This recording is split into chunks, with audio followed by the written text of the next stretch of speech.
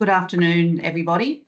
My name's Marcia Downey and I'm the chair of this afternoon's Northern Beaches Local Planning Panel.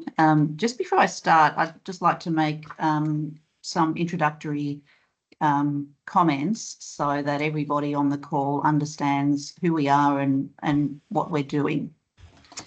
So the local planning panels commenced in 2018 when the state government made panels mandatory for all Sydney councils.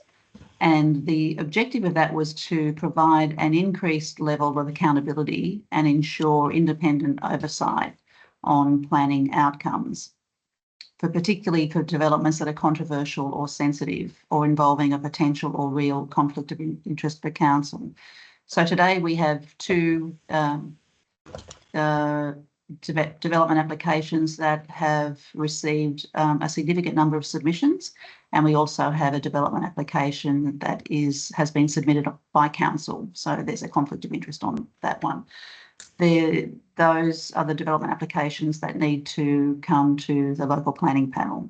The functions of the panel are primarily to provide to consider and determine development applications that are directed to it under the Minister for Planning's direction, and also to provide an independent and open forum for people interested in proposed development to make submissions about that proposed development.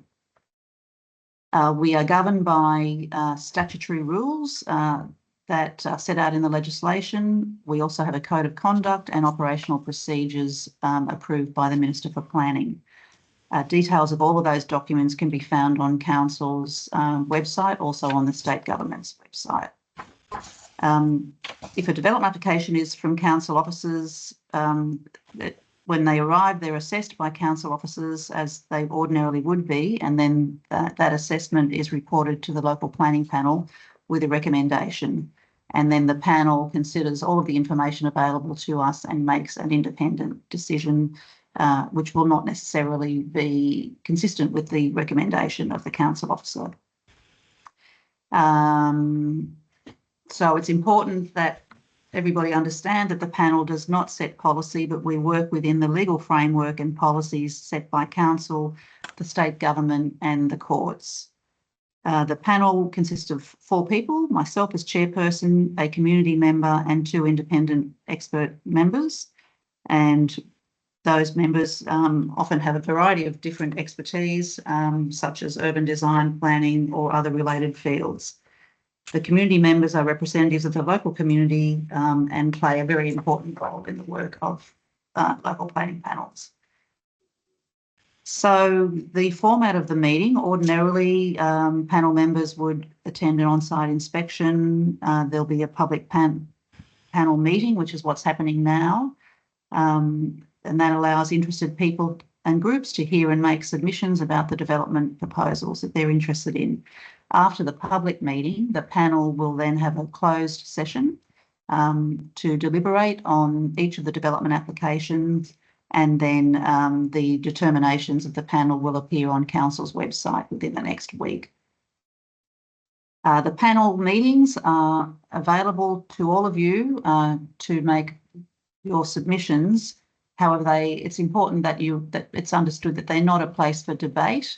We hear what you have to say. We might have questions, but it's not the opportunity for submitters to debate the merits of a particular development application with the panel or council staff or with each other.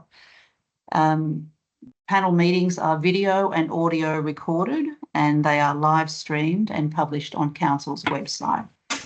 Once all speakers on the agenda have finished, I'll close the public meeting and the panel will move into its closed session to deliberate and determine all of the matters on the agenda. Each presenter is requested to make a concise presentation of 3 minutes maximum. Today, as I said, we have a significant number of speakers, so I'll be requiring that 3-minute limit to be adhered to by speakers, please. I'll close the public meeting. It's not necessary to read the submissions that you've already made, as we've had the opportunity to consider those submissions. It's really in your interest to highlight the really key points that you'd like to draw to the panel's attention. Okay, so now I'll formally open the meeting by acknowledging the traditional custodians of the various lands on which we are all meeting today, and pay my respects to the elders past and present. The panel today consists of myself, Marcia Downey, as chair, David Epstein as one of the expert members, and Ian Arnott, also an expert member, and we also have Frank Bush, who is the community representative. We have, I think, 7 applications before the council, and 1, 2, 3, 4 of those applications are to be dealt with in the public meeting. Each of the panel members has declared in writing that they have no conflict of interest in relation to any of the items on today's agenda, but I'd just ask, just for the record, each of the panel members to confirm that they have no declaration, that they have no conflicts of interest for today's agenda. I can confirm that I do not have any conflicts. Frank? No, I have no conflicts, no. Thank you. David? No conflicts. And Ian? No conflicts from me. Thank you. So that's been confirmed, and the panel notes that the minutes of the last local planning panel meeting, which was held on the 20th of November 2024, were adopted by the chairperson and have been posted on council's website. So that brings us to today's agenda, and we will deal with it in the order in which they appear on the agenda. So the first item is item 4.1. As I've mentioned, we ask that each of the submitters speak for a maximum of 3 minutes, and then it may be that the panel may have questions or areas of clarification for you.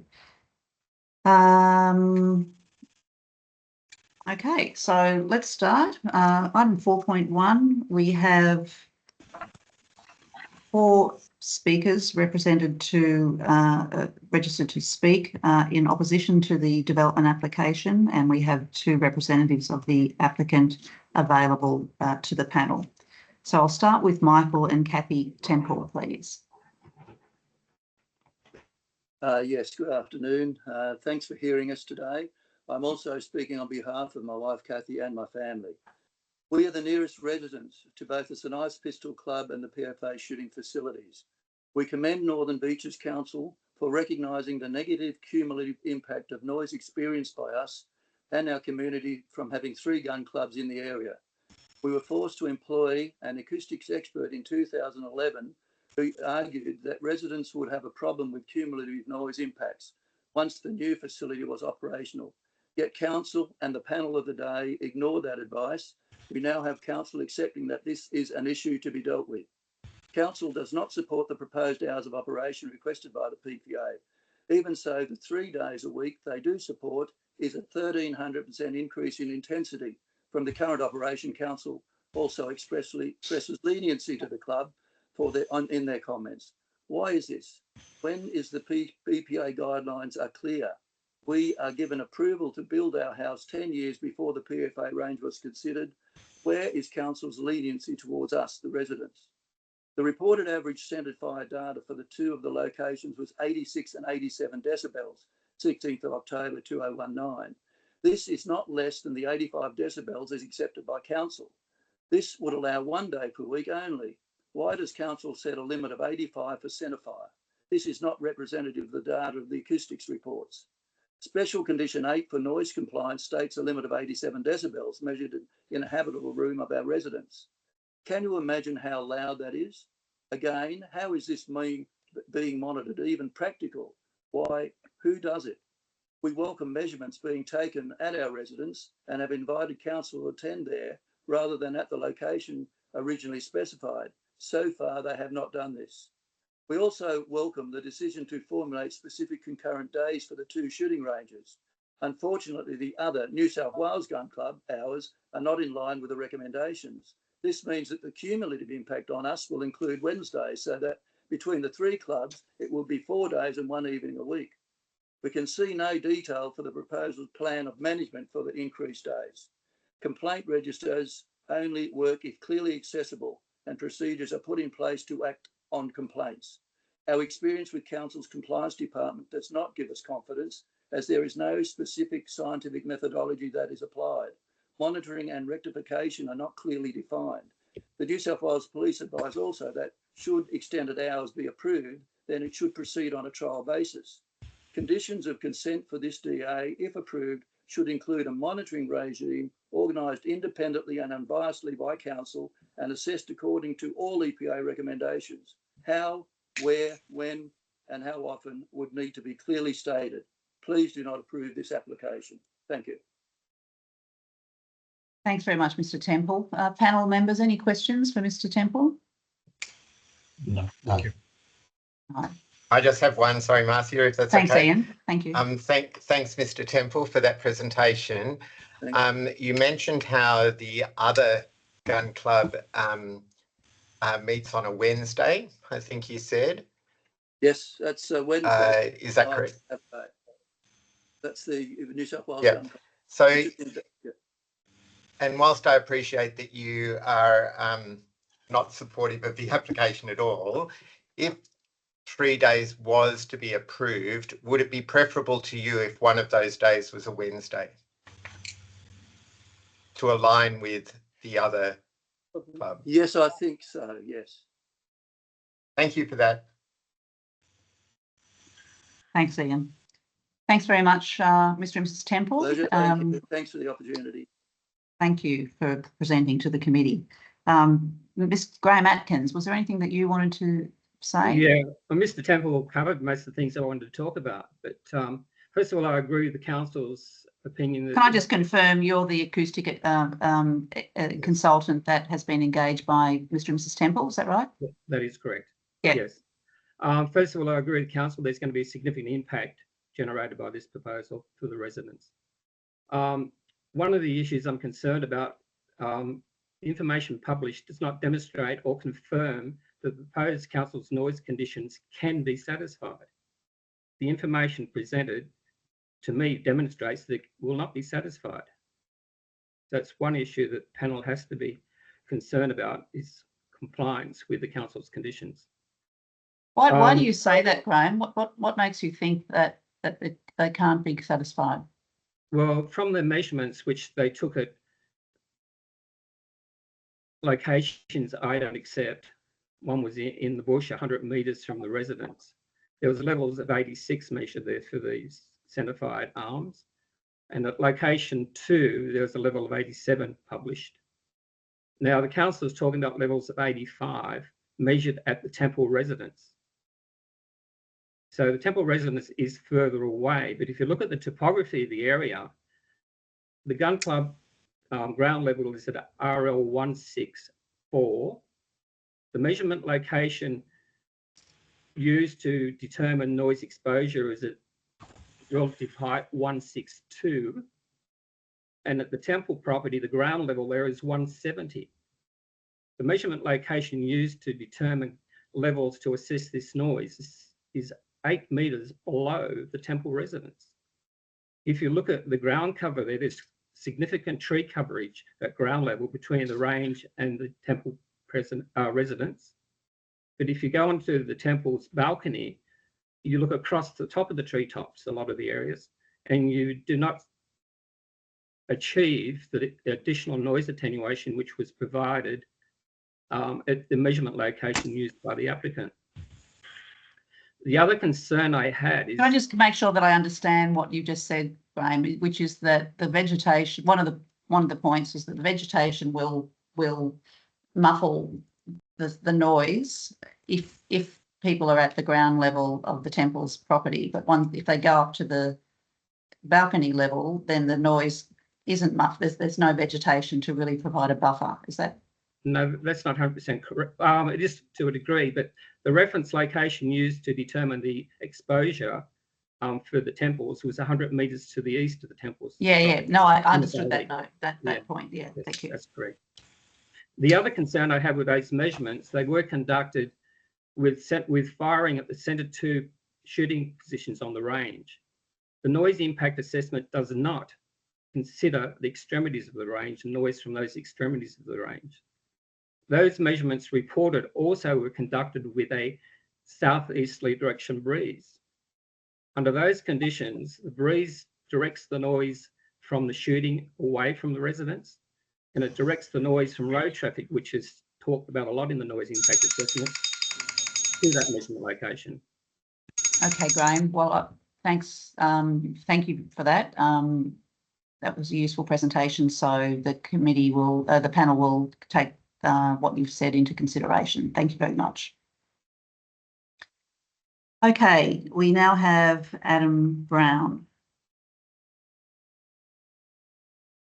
Good afternoon. My name is Adam Brown. I'm a Terry Hills resident, a firearms licence holder, and a supporter of firearms usage in this country. However, I am here to oppose the proposed increase in the operating hours for the PFA Gun Club. This proposal, in my opinion, is not a minor adjustment. It's a fundamental and harmful change to the nature of our community. I urge this council to reject it, maintain the current operating schedule, and protect the rights of residents to a peaceful, safe and livable environment. I'll address 3 main points today: the compounding noise pollution created, the disruption to our community's amenity, and the dangerous precedent this proposal would set.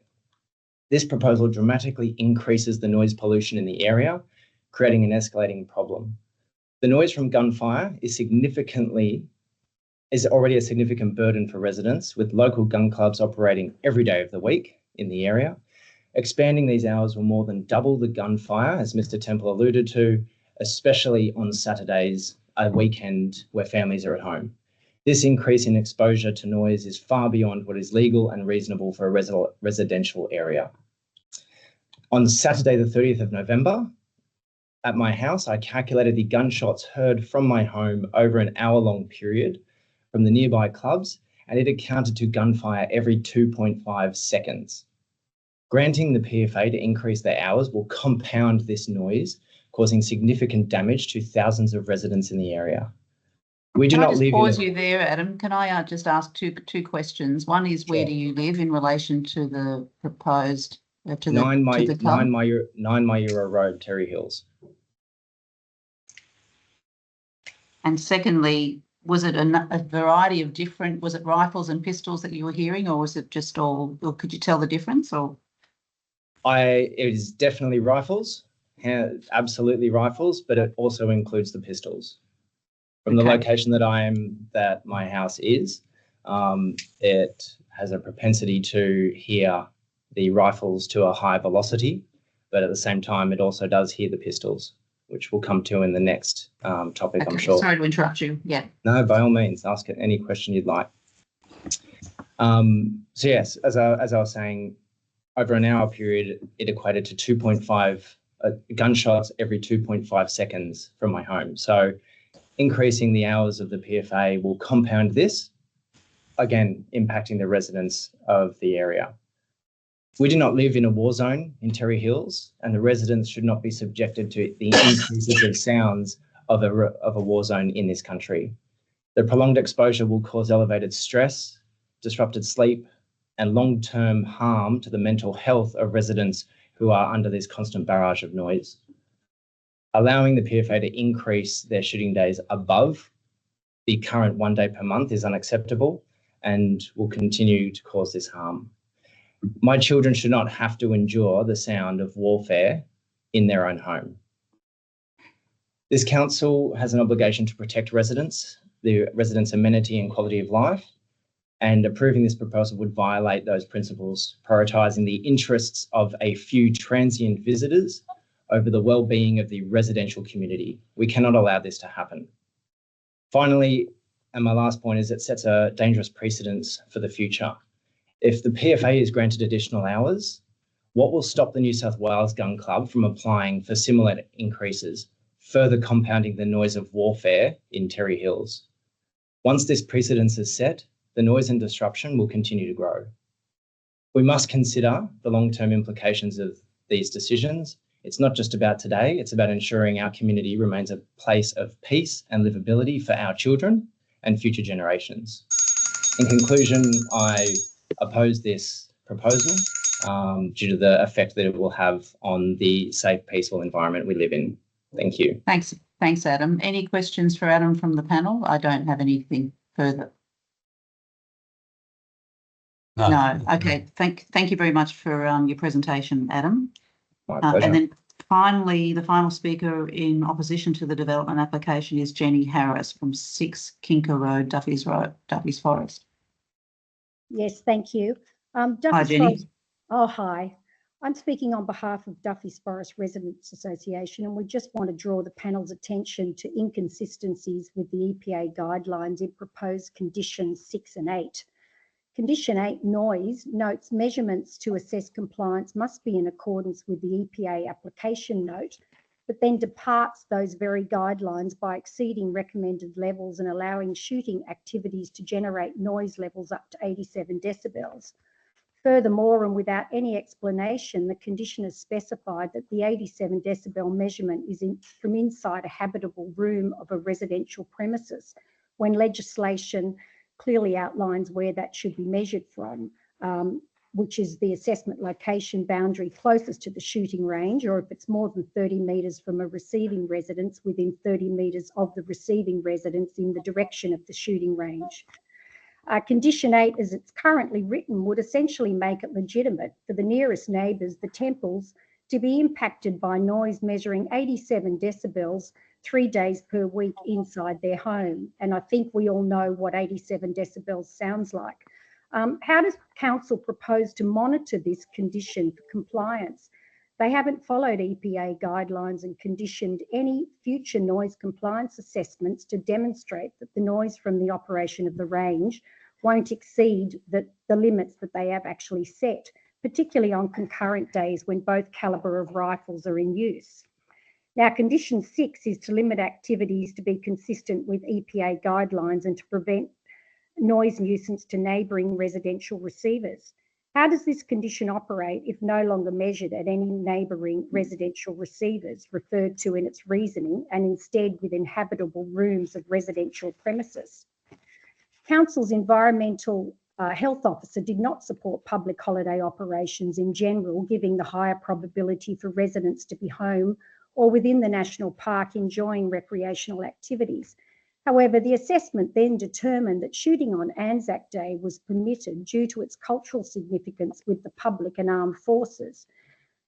As you know, Anzac Day commemorates the landing of Australian and New Zealand Army Corps at Gallipoli in 1915 and had a profound impact on Australians, and actions of the troops became an important part of our national identity. I doubt very much that the families of the thousands of soldiers killed and those who survived this bloodbath would consider the operation of a shooting range as recognising and paying respect to their sacrifice. As a mark of respect for veterans, Chris Minns has announced this year that from 2025, shops and restaurants which are currently closed till 1 p.m. will be required to be closed all day on Anzac Day.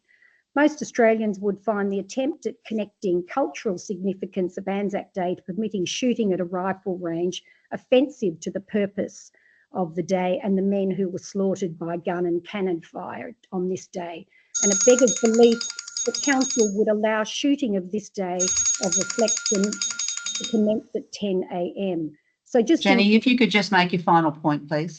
There's just a few conditions which I'd like the panel to look at, and I would like you to prohibit shooting on any public holiday, including Anzac Day, comply with EPA daytime hours of 10 till 5 p.m, not 6 p.m, amend figure of 87 decibels in condition 8, not to exceed 85 decibel at any residential receiver, amend condition 6 to specify the maximum decibel noise on Thursdays when only rimfire rifles are supposedly in use, condition the location of receivers to be located in accordance with guidelines, and include a condition requiring ongoing operational noise assessment monitoring. Thank you. Thank you very much. We've had two people registered to speak for the applicant. Did you want to address the panel? Terry Alexeff and Matt Harrison. Just really quickly before you jump into that, Marcia, I completely forgot to put my submission in to speak, but if I could, just very 30 seconds, I'm on the opposing side. I just wanted to point out, I didn't think anyone mentioned it there, the impact that it also has on pets. Everybody's pets, you know, and horses, dogs, the stress and anxiety that it can, that the increased number of hours will cause these. I'm in a Nembo road and I am significantly impacted by all three of the gun clubs, and I do hear them, obviously in different ranges depending on where the wind is going. But I think it's really important to not only consider like our lives, but also the lives of the animals, and then also the national park. Like all the animals in the national park Thanks, that we're Tiffany. trying to foster. I'm sorry. I'm really sorry to interrupt That's all. you, That's all I but wanted to say. As long as we you do got need that, that's all good. to keep some order in the meetings, and it's generally All only good. people who are registered to speak. But we understand your point about pets and any impacts on the national park. So thanks very much. No problem. Thank you. Okay, Tara Alexiv, did you want to address the panel? Or Matt Harrison? Can you hear me? Yep. I can hear you. Yeah. Okay. So I can see that Terry's got a microphone off, so I'll jump in while I can. So in summary, we've done some measurements 2019 and 2020 for residential Can I just receivers. interrupt you, Matt? Can I just ask everybody to put their phones on mute, please, so that we don't get distracting background noise? Thank you. Sorry, Matthew. That's okay.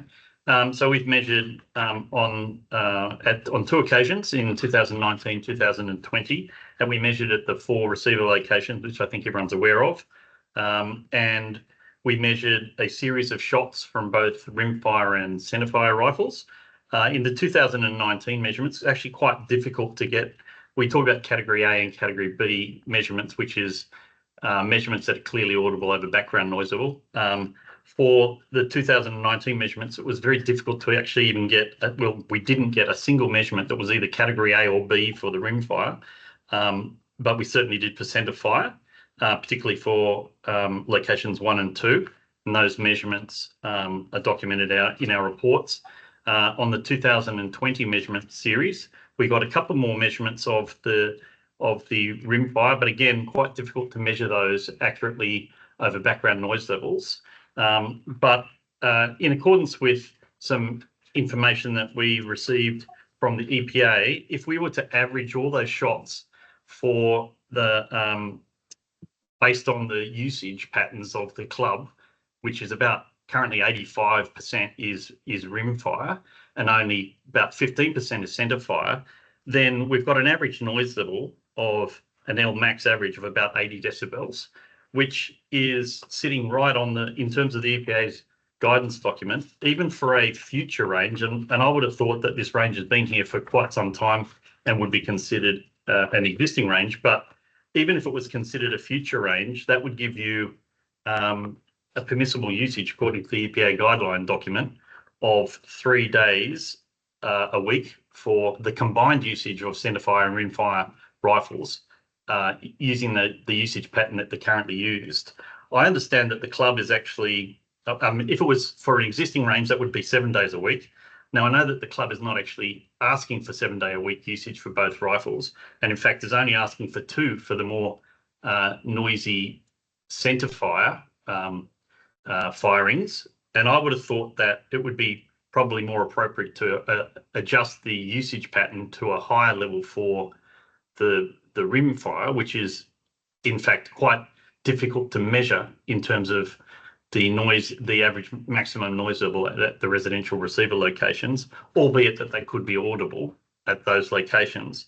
And I would have thought that rather than what is appropriate for a future range is 3 days for both concurrent usage. But if you were to separate them out, then perhaps if it would be a better outcome, I would have thought for the residents and probably for the club to have 4 days of rimfire, which Thanks, is Matthew.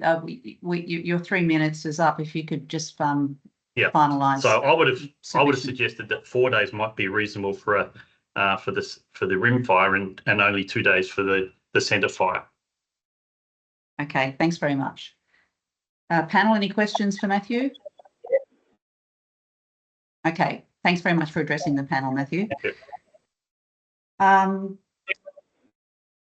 Terry, Alexev, did you want to say anything in addition? Yes, I do have something to say.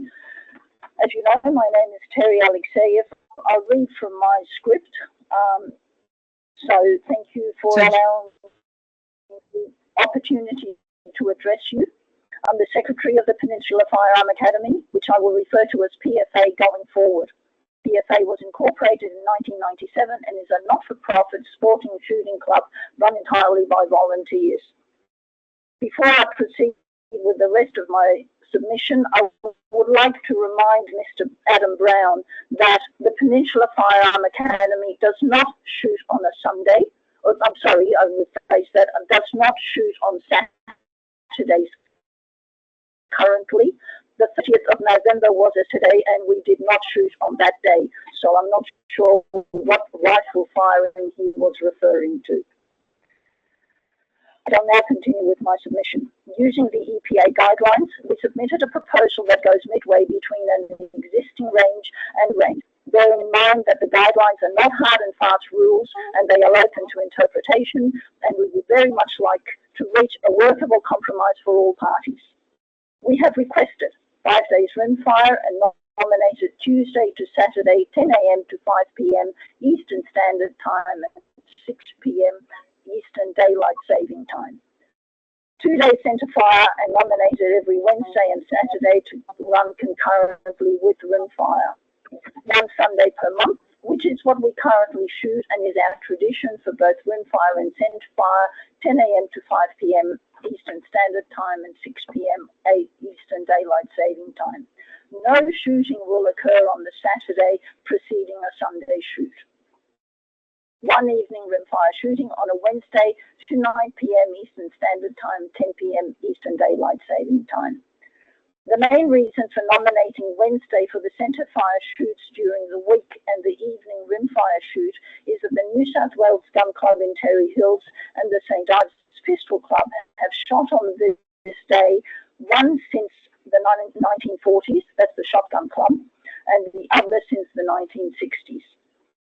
It seemed logical to us that it would cause much less disruption to the local community if the noise occurred on the one weekday and one weekend day rather than spread it out over the other weekdays.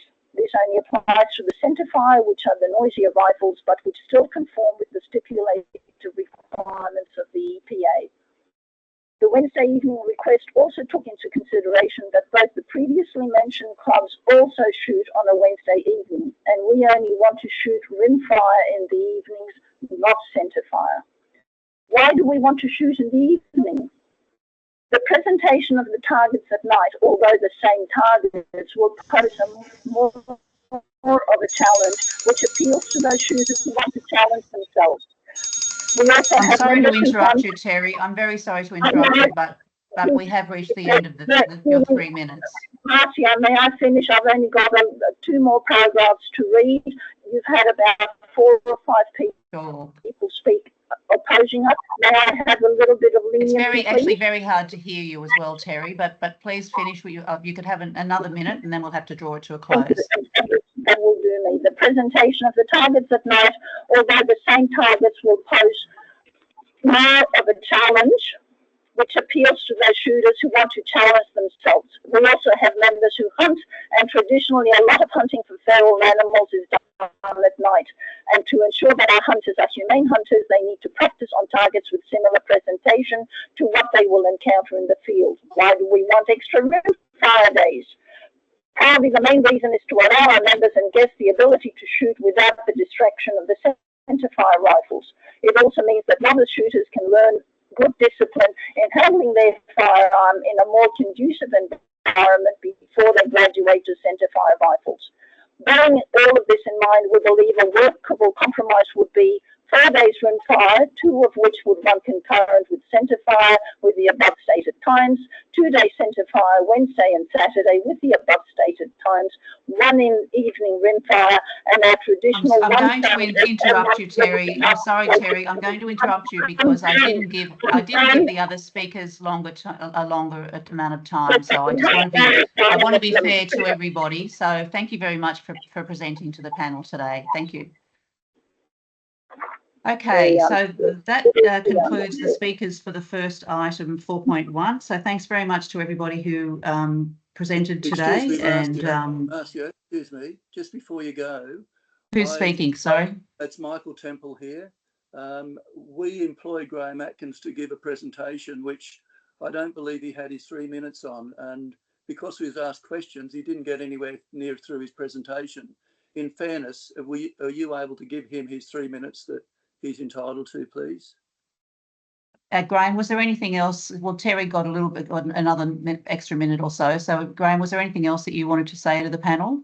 So it was bringing your attention to what a level of 87 inside the residence is equivalent to start with. It's equivalent to a rock band or a truck passing at 10 metres. And that's what council is recommending for an internal noise assessment level. Now, what is important, Matthew talked about measurements that they took. They were not representative for the residential dwellings. I've already raised them, but they're not representative of the dwellings. So a lot of weight has to be applied to that. The other areas I wanted to raise was in condition. Can I just ask everybody, please? I think Terry, you're not on mute, so there's just some background noise that's making it hard to hear. Thank you. So if the range was approved, conditions have to be seriously looked at. Number one is the residents have to be notified what weekend they propose to operate. Is it Saturday or Sunday? And not the day before. The residents have the right to organise their own lives as well. So there has to be notification when they want to shoot on the weekends. There's no reference to procedures or locations for compliance noise testing in the council's conditions. The EPA guidelines definitely say within 30 metres of the residential dwelling. There's no reference in the council's conditions to the frequency of noise compliance testing. There's no reference to prevailing wind conditions during testing. It is recognised under a northeast wind, which is a prominent wind there in the summer, spring and autumn, is from the northeast. Wind conditions then will propagate noise to locations 1 and 2, and increases of 4 or 5 dB could be expected. There's no requirements for publishing noise monitoring results within the Pacific time. There's no requirements for publishing noise monitoring compliance statements for residential properties to access. There's no reference for actions required by PFA to address non-compliance, and we believe there will be non-compliance. There's no reference in the council's conditions with respect to addressing offensive noise. Graham, I'm going to ask you to make your final points because I do have to be fair to everybody and not give some people more time. Okay, one final point. There's no reference to addressing non-compliance and noise mitigation options that the PFA may should undertake. In other words, looks at site operation restrictions, on-site noise mitigation, and potentially noise negotiation agreements and negotiated agreements with owners of residential properties which are affected by the noise. Thanks very much. Okay, thanks very much, Graham. Okay, I'm going to draw item 4.1 to a close, and then now we'll open item 4.2, which is 437 Mona Vale Road, Belrose.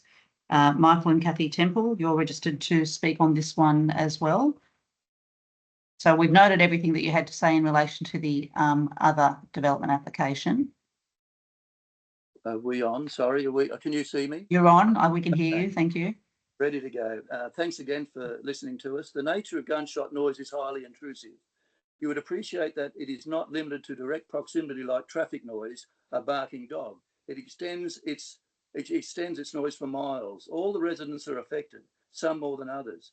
Of the submissions recorded on the council's website, most of the supporters were club members, who copied the club's letter by rote and would not suffer any impact on their own living amenity. In contrast, 3 local progress associations that represent those who actually live nearby strongly objected to the proposal. We find it disturbing to read on page 2 of the DA assessment report that the proposal has been found to have an acceptable impact on the surrounds, particularly the acoustic impact on the residential properties within the vicinity. The current operating conditions of the St Ives Pistol Club have been endured for us for 24 years. The 1990 approval to allow more days than the guidelines recommended, in fact, had a proviso that this exemption be monitored from time to time. The facility existing use rights should have been subject to ongoing assessment. We have lodged many complaints over the years, but council have been unwilling or ignorant of this requirement. The C1, C3 zoning is not compatible with the shooting ranges. Council's report to the panel states that the expansion to the St Ives Pistol Club has no detrimental social or economical impact. We strongly disagree. Future planning is supposed to enhance the existing amenity and quality of life of the local community. Economically, surrounding land values are hugely affected, which in turn affects council's revenue. We, and I'm sure the locals, would support council's recommendation of enclosing the ranges as adopted in facilities all around the world. In their assessment, council has committed to the recommendations of the EPA regarding the noise impact of target shooting ranges. This is not just about the table that sets number of days against measured single gun shots. Operating or testing conditions on the day affect what the EPA consider the worst case scenario at the impacted residents. We have put up with rapid repetitive pistol noise for 24 years now and can confidently assert that at many times the prevailing northeasterly winds make a huge difference to the level of offensive noise in our living areas. The applicant reports average decibel readings of 77 to 83 at our location. The worst case of 83 decibels in fact actually allow 2 days, yet assessment has recommended 3. I'd question that as to why. Acoustic testing must be mandated on a regular basis and, if approved, should be part of the special conditions.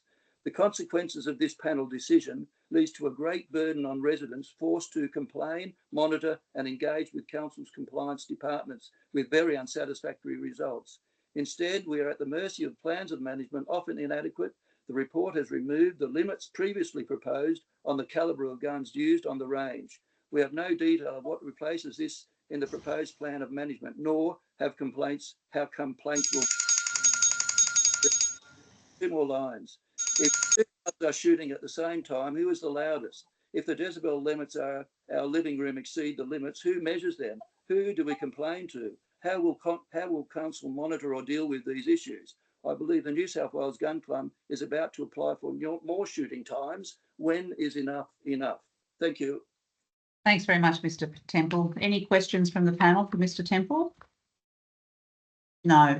Well, thank you for presenting to the panel today. It's greatly appreciated.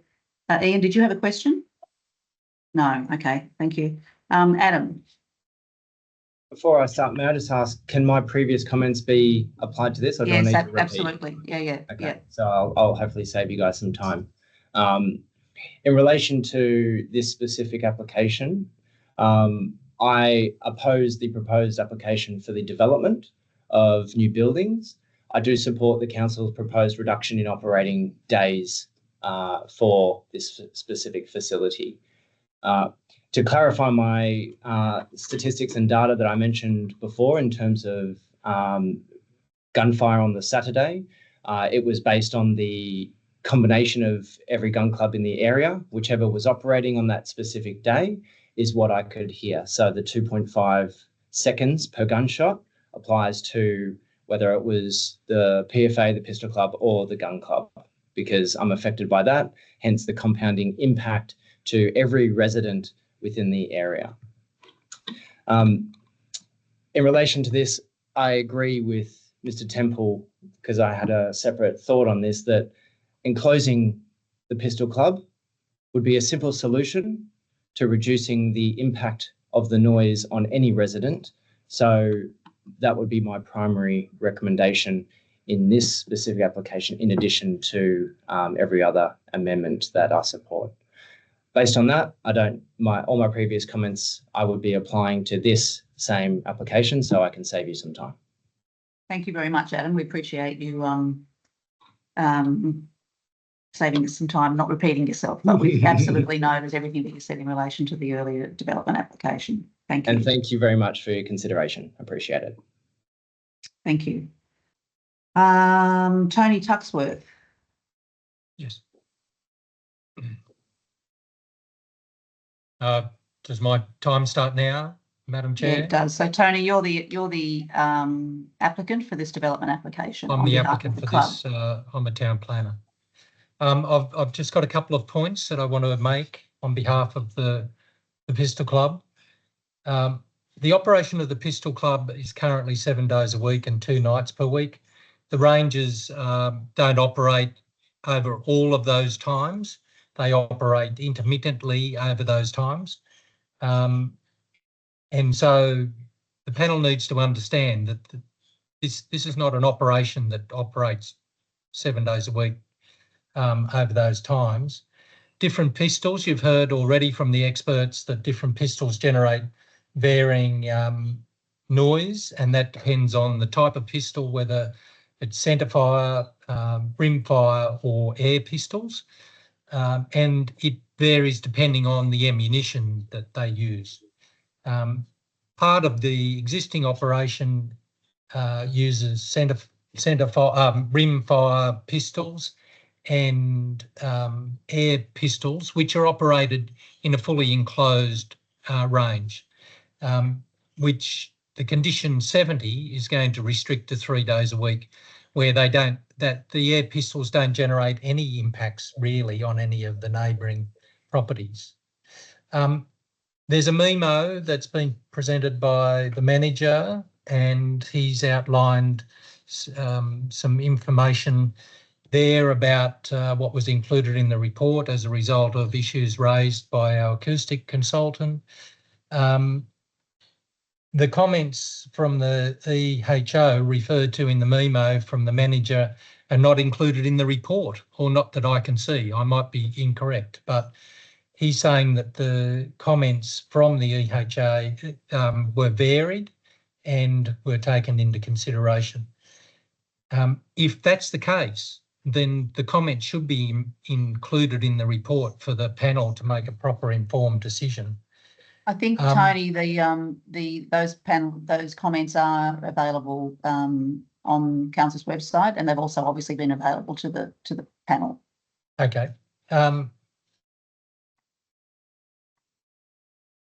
And the application is for new ranges only and not for the existing ranges, and should not relate to the existing ranges based on the permissibility as suggested in the memo. In my submission, I questioned the legality of condition 70. I consider, as a result of advice provided by a specialist lawyer, that the condition is ultra vires, and the consent authority has no authority to impose that condition. And I still stand upon that opinion. I think it's important for the panel to understand what the ramifications of condition 70 are. It will limit the use of the ranges for competition, which on most occasions are for 2 days, usually on Saturday and Sunday. Can I just, Tony, I've got about another 30 seconds, Madam Chair. It will significantly reduce the opportunity of the members and external authorities, the police, Federal Police and Border Force, to use the facility. And the condition effectively results in refusal of the additional ranges, as the restrictions imposed by condition 70 make the operation of the existing ranges unviable. The club has spent a considerable amount of time, in excess of 10 years, and money, many tens of thousands of dollars, many tens of thousands of dollars, preparing the application, which will be thrown away if condition 70 relates to all of the site. I request that the panel consider, in the circumstances, that the condition 70 should only relate to the new pistol ranges, not the whole of the site. Thanks, Tony. Panel members, any questions for Tony? Yeah. David? Mr.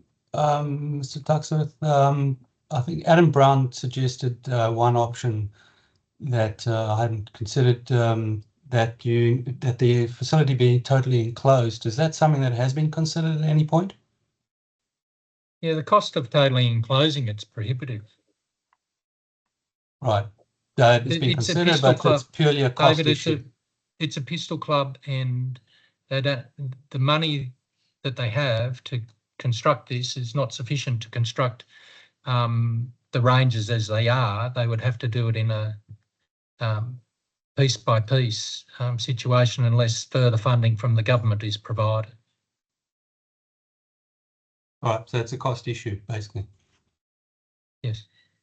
And it hasn't really been examined or explored, really. It's just Look, I'm not an expert in the operation of pistol ranges, right. so I can't really comment beyond that. But I know that the pistol club considered that, and they consider that it's not viable to fully enclose the new ranges. All right, thank you. Matthew, if I can just jump in with a question. Sure, Ian.